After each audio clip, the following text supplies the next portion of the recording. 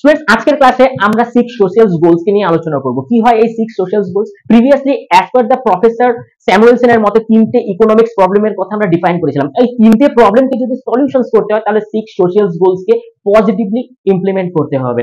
এই 6টি প্রবলেমস হচ্ছে abilities, equalities, freedom, goals, security and stability. এই 6টা পয়েন্টকে ঠিক ক্রোনোলজিক্যালি সেম রেশিওতে কোনো একটা ইন্ডিভিজুয়াল বা কোনো একটা এমপ্লয়মেন্টকে যদি ঠিকঠাক প্রয়োগ করা হয় তাহলে তারা তাদের স্কেলেবিলিটিস অনেক বেশি গ্রোথ করবে, তাদের মধ্যে পটেনশিয়াল অনেক বেশি বেড়ে যাবে, তারা অনেক বেশি প্রোডাক্টিভ হবে এবং তারা কোনো স্ট্রেস না রেখে মানে স্ট্রেস ফ্রি হয়ে প্রোডাক্টিভ কাজকর্ম করতে পারবে। আর যে দেশে প্রোডাক্টিভ কাজকর্ম বেশি হয় তাদের ওয়ার্কিং এবিলিটিস অনেক বাড়ে আউটপুটের পরিসংখ্যানে, এবং সেখানে প্রোডাকশনস যদি অনেক বেড়ে যায় তাহলে তারা তাদের ক্লায়েন্ট বেস অনেক বেশি বাড়াতে পারবে, তাদের প্রোডাক্টের গুণগত মান হিসাবে তাদের অনেক বেশি ডিমান্ড হবে। আর ওভারসিজ কান্ট্রিতে over the longer period of টাইমে প্রচুর ক্লায়েন্ট বেস বাড়ার কারণে তাদের বিক্রি বেশি পাবে। আচ্ছা, বিক্রি বেশি বৃদ্ধি পেলে তাদের রেভিনিউ বাড়বে এবং তাদের মার্জিন বাড়বে, এইভাবে তারা তাদের ইকোনমিক্স গ্রোথ করবে।